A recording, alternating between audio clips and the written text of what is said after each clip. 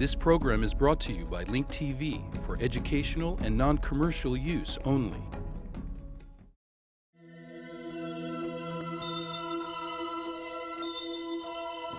Mosaic, a daily news program from Link TV, presents a selection of news reports from independent and state-controlled broadcasters from throughout the Middle East.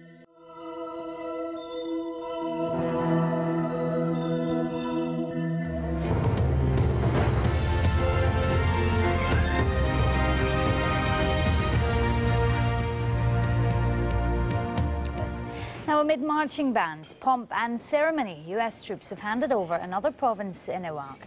Iraqi troops now control Karbala, which many fear could be the next big flashpoint in the fight for Iraq's future. Karbala has seen intense fighting between rival Shiite militias, and another suicide bomber has underlined the difficulties of policing Iraq. A man on a bike blew himself up at a police base in Baquba as the city's rapid reaction force were training. At least 27 people were killed and 20 others injured in what police officials say is one of the worst attacks on Iraqi security forces in months. Now, 10 of Iraq's 18 provinces remain under U.S. control. 7 have already been handed over. The first was Al-Muthana. That was back in July last year. Now, in a high-profile ceremony attended by Iraq's Prime Minister, Karbala is the 8th province where Iraqis control security, as Sebastian Walker reports. Iraqi forces taking over from the Americans. Another province transferred to Iraqi control. It's these men who'll now be in charge of security in Karbala, a process Iraq's Prime Minister says has taken far too long. Allow me to say that we are late, very late, to reconstruct and rebuild our forces, for reasons that I do not want to mention here. But for US commanders, the ceremony is a clear sign of progress in Iraq, a step forward in Washington's plans for the country. This is the 8th Iraqi province to be turned over to Iraqi control. Step by step, Iraqis are assuming control for the security in their provinces, and Karbala today is leading the way. But recent events suggest that optimism could be premature. Just weeks ago, Karbala was engulfed in bloody clashes which left more than 50 people dead. The province used to be peaceful compared with other areas, but it's become a flashpoint for Shiite militia rivalry, with groups like the Mahdi army battling for influence there. Their leader, Muqtada al-Sadr, won't give up without a fight, and many fear it could be the next major conflict in Iraq. It's hardly an ideal situation for US forces to leave behind. Even US commanders are skeptical of how capable Iraqi forces actually are. But those doubts don't seem enough to alter Washington's timetable, and Iraqis are left hoping for the best. Sebastian Walker, Al Jazeera.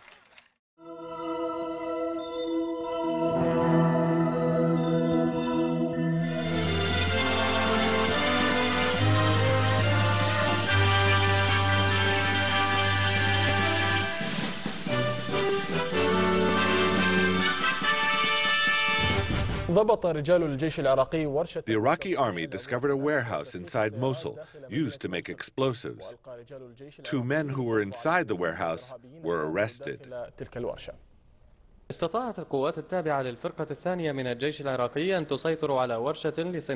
The Iraqi army discovered a warehouse in the industrial part of Al-Mosul city used to make explosives and prepare booby-trap vehicles. The Iraqi army found a large number of explosives that were ready for use and large quantities of weapons. One booby-trapped Chevy Celebrity was also found.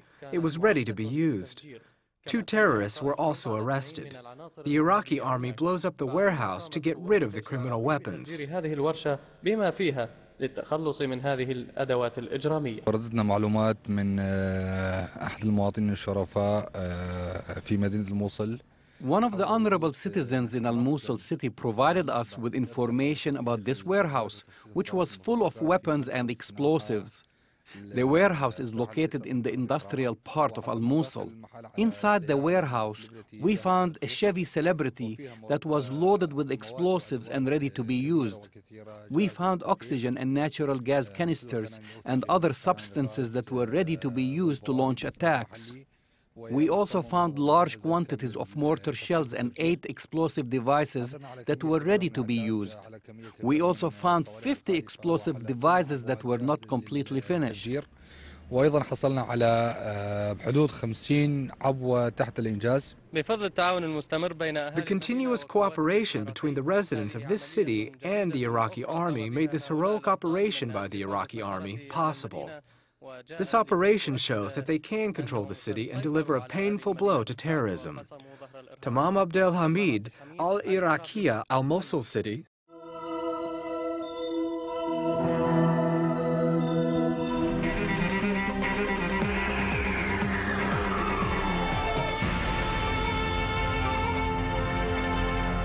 The Habbaniyya Lake, located in the western region of Iraq, is known for its tourism. It has resorts, hotels, and amusement parks. As a result of the security incidents that have taken place there, it has been transformed into a nest for armed fighters and gangsters. However, the efforts exerted by the Iraqi security forces have returned security to the region. The Ministry of Tourism announced that the city is ready to receive visitors as well as Iraqi and Arab tourists. Details in this report by Abdul Qadir Al-Sadi. This touristic city is one of the most important tourist resorts in the region, and it is located at the Habbaniyya Lake in the Anbar province. This city is a home to 500 chalets, in addition to a hotel that has 200 rooms. It used to be a major tourist site, attracting people from all over the world. However, due to the security situation, it has become a refuge for families who have been forcefully displaced. The road leading to the resort was filled with difficulties and armed groups, but today it has become easy to travel after the security forces took control of the region. We received calls for help from the residents of this tourist city. The general public in the city complained that armed groups had begun to use the city as their stronghold. So we began raiding the tourist city with military operations, 3 operations in the span of 8 consecutive days. In the end, thank God, we took control and opened a police station inside this tourist city. Yusuf is the wife of a handicapped man and the mother of 6 children. Her family is one of the tens of families that have left Baghdad following the sectarian events. We followed her during a tour inside the city. She spoke about the daily miseries and the hardships of life despite the touristic atmosphere that surrounds them. What we're going through is very hard on us. The market is far away. There's no gas. We're suffering and we're tired.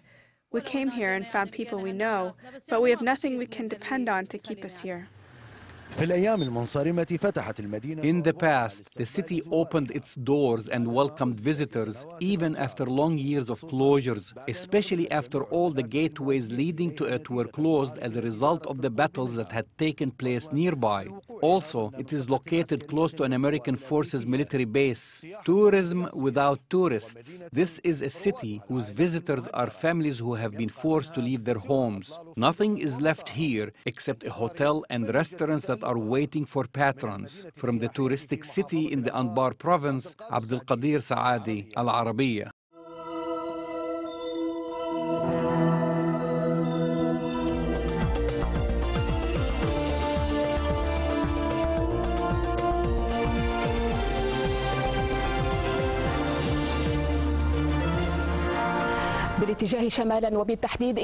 The security situation continues to deteriorate along the Kurdish-Iraqi border.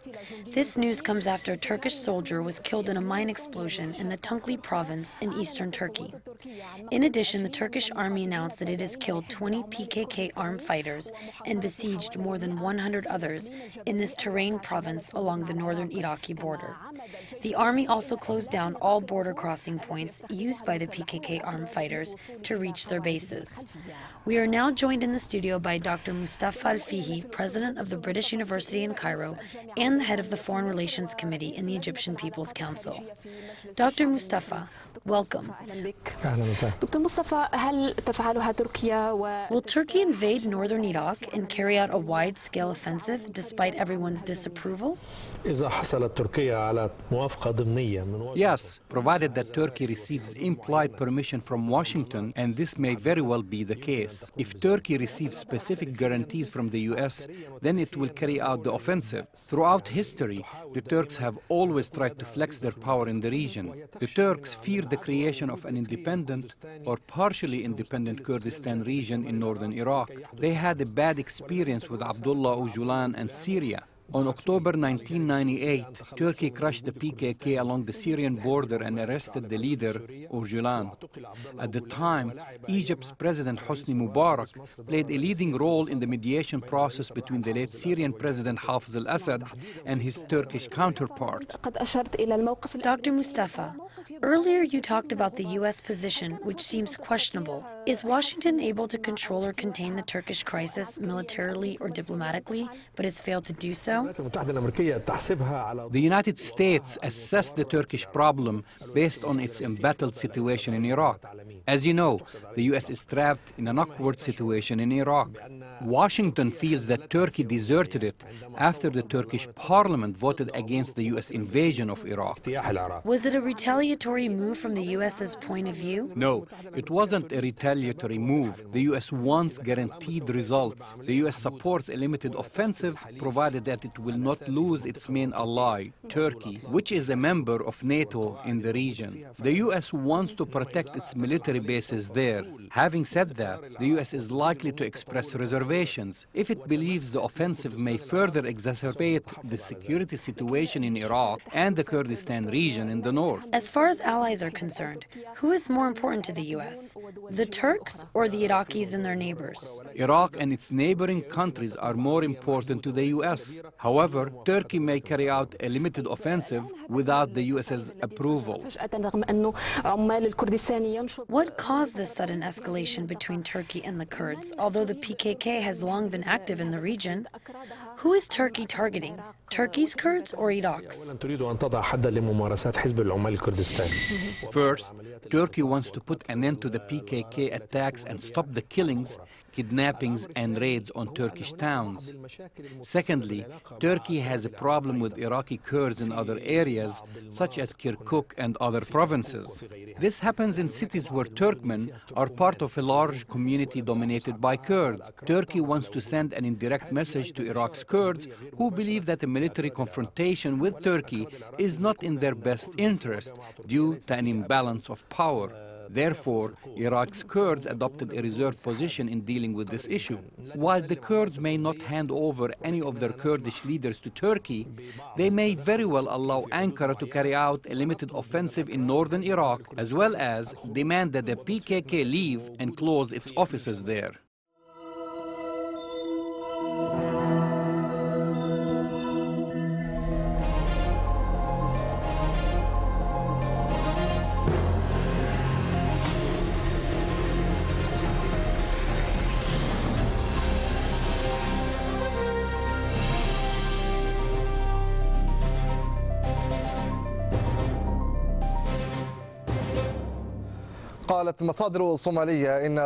According to Somali sources, Somalia's interim Prime Minister Ali Mohammed Gedi submitted his resignation to President Abdallah Yusuf Ahmad. In a speech before the Somali parliament in the southern city of Baidoa, Gedi vowed to remain in politics. Gedi, who called on parliament members to stand behind his successor, warned against the deteriorating situation in the country. Gedi's resignation comes after a long-standing political feud with President Ahmad regarding power sharing and the administration of the country. The curtains have been temporarily pulled down on the governmental crisis in Somalia. This news comes after Somalia's Prime Minister Ali Mohammed Gedi submitted his resignation to President Abdullah Yusuf, who is running an embattled and fragile administration. In a speech before the parliament in Baidoa, Gedi said he is stepping down from the government. Gedi was able to escape a vote of no confidence by the same parliament not long ago. The feud between the outgoing Prime Minister and the President escalated after the controversial arrival of the Ethiopian forces in Mogadishu. On numerous occasions, President Youssef tried to restrain Gedi's influence by allowing presidential institutions to meddle in economic, political, and social issues which are under the direct administration of the government. It appears that Gedi continued to depend heavily on support from Ethiopia. He visited Addis Ababa twice last week. Then he returned with an accompanying Ethiopian delegation which might be behind Gedi's resignation. These developments coincided with an escalation in violence in Somalia, as well as the continued clashes in Mogadishu between government forces and the Ethiopian forces on one side and armed opposition forces on the other, leading to many deaths. Also, many demonstrators were killed when the Ethiopian forces fired shots at a demonstration which was calling on the Ethiopian forces to leave Somalia, and also an unprecedented political development, the calling for the dissolution of Ahmed Mohammed Gedi's government. Sheikh Sharif Sheikh Ahmed, the head of the opposition coalition for the return of the Somali liberation, who resides in Eritrea, announced his support for what he called the resistance, which he said began to intensify in order to prevent the occupation of Ethiopian forces in Somalia.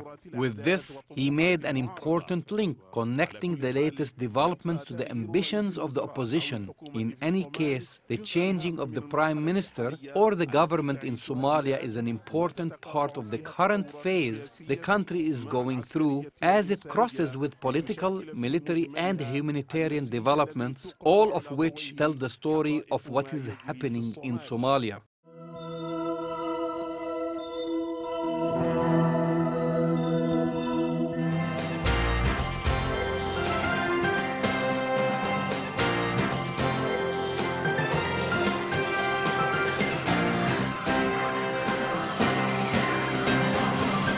An IDF reserve soldier, First Sergeant Major Ehud Efrati, aged 34, from Kfar Yehoshua, was killed in Gaza overnight in an exchange of fire with armed Palestinian terrorists. 2 other soldiers were wounded, one of them seriously. We'll have more on the anti-terror operations in Gaza and the West Bank later in our newscast.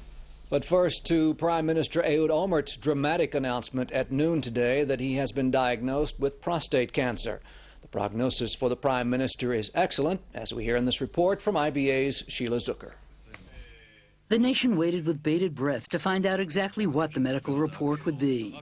At exactly 12 noon today, Prime Minister Ehud Olmert calmly faced the media. He described that after his trip to Russia, he went for his annual routine medical examination. He received the results before last weekend and announced today that he's suffering from stage T1 prostate cancer that will not require radiation or chemotherapy treatments. Olmert's physicians, Dr. Shlomo Segev and Dr. Kobi Ramon from the Sheba Medical Center at Tel HaShomer Hospital, said that the Prime Minister's tumor, which was discovered during his routine checkup, is microscopic and restricted to the prostate gland. This is a malignant tumor with a benign behavior, meaning it was detected in a very early state. There is no evidence for any metastasis. It's treatable and curable. Dr. Segev added that the 62-year-old prime minister, who's a keen runner and fitness fanatic, is not exhibiting any symptoms. Olmert, whose surgery is scheduled to take place within the next few months, said that his illness would not affect his work and he would not step down from his position. He looked relaxed during his brief announcement and reminded the public that while he is under no obligation to disclose private health matters, he feels Israelis have a right to know. This is Sheila Zucker for IBA News. Back now to Prime Minister Olmert's press conference today, in which he announced that he has been diagnosed with prostate cancer. A short time ago, IBA's Sheila Zucker spoke to Dr. Ilan Gur, Associate Medical Director of Jerusalem's Bikur Cholim Hospital, and asked him about the seriousness of the Prime Minister's condition. It's not so serious. I mean, first of all, it's cancer. Everyone is afraid from cancer. Cancer gives you some heavy cloud on your head. Everyone's afraid to even say the word, usually. Yeah, everyone say the machala, say the disease. They don't say cancer. And whenever you know that you suffer from cancer, you just want to get rid of it. So I believe the Prime Minister also would like to get rid of it, and he will do it after passing the operation. And there is about 100% chance of him being healthy after passing the operation.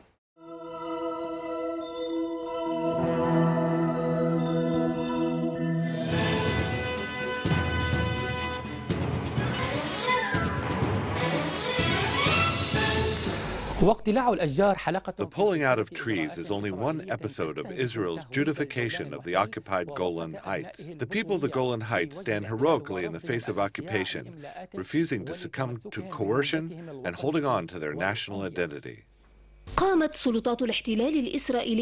Since occupying the Syrian Golan Heights, the Israeli occupying forces have committed many ugly crimes and violations. They've attacked the land and the people, they've defied nature, dishonored norms, and broken international laws. The Israeli forces have arrested citizens, taken away their freedom, and stopped them from the simple right of planting on their land. الخطة الأساسية المتبعة كانت لدى سلطة الاحتلال ومنذ اليوم الأول للاحتلال تقضي بمصادرة. From the very beginning, the occupying forces' primary plans involved confiscating a particular piece of land and using it as a security post for the Israeli army. Once the security needs were fulfilled, they would change the location into settlements, drawing settlers from all over the world. They would first devote the location to civilians and then slowly make it into a settlement. The settlement would start spreading and more adjacent land would get confiscated from the Arab inhabitants of the Golan Heights. كل ذلك على حساب أراضي السكان العرب المقيمين في جولان. لقد عمدت سلطات الاحتلال الإسرائيلي على سرقة. The occupying Israeli forces systematically stole water and natural resources. They bulldozed agricultural lands and pulled out trees. They confiscated land, built settlements, and robbed archaeological findings. They committed ugly crimes such as dumping poisonous nuclear and radioactive waste in some of the areas in the Golan Heights, thus violating all human rights laws, health quotas, and environmental preservation laws. سكان الجولان. The aim of confiscating land is to apply pressure on the people, to aggravate them, and to make them accept the occupation and compromise a part of their land. But although the Israeli occupation has been in the Golan Heights for 40 years, the people refuse to accept or compromise, and the occupation forces continue to add pressure, demolishing houses, and so on. إن الانتهاكات الإسرائيلية المتواصلة والتي آخرها اقتلاع. The latest of the continuous Israeli violations was the cutting down of the fruitful trees planted by the Arabs in the Golan Heights. The aim of that premeditated Israeli policy was to add pressure on the Syrian citizens and drive them away from their land and leave it for the settlers to rob. The occupation encouraged settlers to live in Golan Heights by giving them loans, tax breaks, and free land, which was confiscated from the inhabitants of the occupied Golan. The occupation forces prohibited our people in the Golan Heights from expanding. They refused to give them building permits and demolished their homes. The Zionist entity continued its Judification plans and celebrated the planting of 1,000 Israeli families in the occupied Golan Heights. But in spite of all of this, the truth cannot be altered. The Golan Heights is Syrian. Its land, its identity, and its people are Syrian. Also, we have learned from the struggle of civilizations throughout history that occupation is destined to end. The land is ours and the country is ours. What entitles the Zionists to strip away our land? Our grandfathers fought the French, they fought the whole world, and we, with God's help, will fight the whole world for our land. Every inch of our land is nourished by our blood. We will not leave our land even if we all perish, men, women, and children.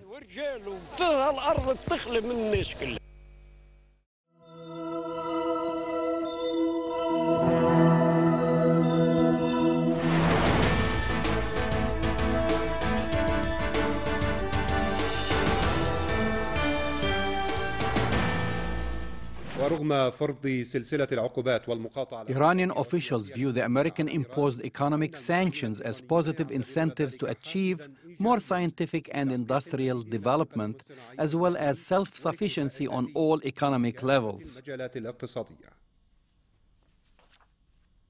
احتلال طلاب إيرانيين للسفارة الأمريكية في طهران كان بداية المواجهة بين إيران والولايات. The confrontation between the U.S. and Iran started when students took over the American embassy in Tehran.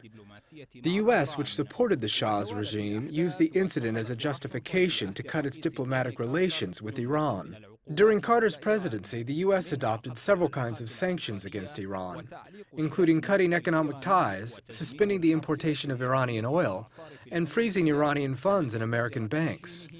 At the time, the funds were estimated at $8 billion.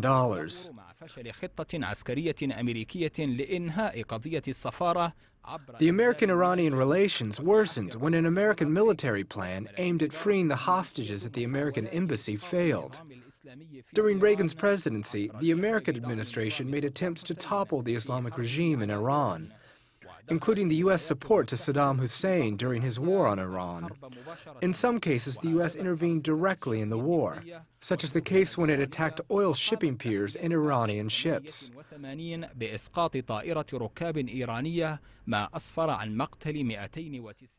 1988, American Navy downed an Iranian civilian plane, killing 290 Iranians and foreigners. Bill Clinton's administration continued the policy of containment that was used by Bush Sr. Clinton accused Iran of trying to acquire weapons of mass destruction, supporting international terrorism and violating human rights. بإصدار قانون خاص تبعا لقانون ضاماتو يتضمن فرض عقوبات على الشركات والجهات. In 1996, Washington increased its pressure on Iran by imposing economic sanctions on it. Companies that invest more than $40 million annually in oil and natural gas projects in Iran can be subjected to fines. The current President George W. Bush labeled Iran as one of the three axes of evil. At one point, the U.S. accused Iran of trying to smuggle Karen's ship, which was carrying weapons to Palestinian territories. Iran was also accused of hosting al-Qaeda members and of trying to acquire nuclear weapons. The UN Security Council passed 2 resolutions calling for imposing sanctions on Iran. Resolution 1737 was passed in December 2006, and Resolution 1747 was passed in February 2007. والثاني حمل الرقم 1747 وصدر في شباط. The U.S. and French efforts to pass a third resolution against Iran failed because the UN had decided to wait for the report of Mohammed al-Bardi, the head of the International Atomic Energy Agency, as well as the report of Javier Solana, the European Union High Representative for Common Foreign and Security Policy. Hi, I'm Jamal Dajani, producer of the show you've just been watching, Mosaic, World News from the Middle East. Just a short while ago, we came to you asking for your help to keep Mosaic on the air. We needed to raise $200,000, and I'm happy to announce that we did it. No, as a matter of fact, you did it. More than 1,600 of you helped us to reach our goal, and I want to thank you on behalf of the Mosaic team right here at Link TV for your support. Stay informed, keep watching, and thank you again. One Nation, Many Voices. The stories of Muslims in America. At work, at play, having fun. What is life like for the millions of people in this country who practice Islam? And then finally I looked in my heart, and there he was. Even today, Muslims still reciting it. Kind of in limbo. Now's your chance to share stories of Muslims in America in our One Nation, Many Voices online film contest. We're awarding $50,000 in cash prizes divided among 6 categories: comedy, drama, documentary, animation or music, a special category for filmmakers 18 and under, plus films under 60 seconds long. You don't have to be a Muslim to enter or to vote for your favorite films online. You just have to live in the United States. The deadline for entries is November 25th, 2007, so hurry. Check out details at linktv.org/onenation. One Nation, Many Voices. Muslims in America. Stories, not stereotypes.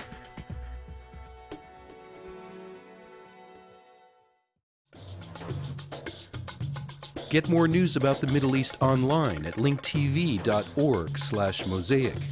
The Mosaic webpage offers a complete archive of Mosaic programs, program transcripts, the Mosaic video podcast, and the Mosaic Intelligence Report, a weekly analysis of the hottest stories from the Middle East. The views expressed on Mosaic are those of the participating broadcasters, not Link TV or its sponsors. The production of Mosaic is made possible with the support of viewers like you. Thank you.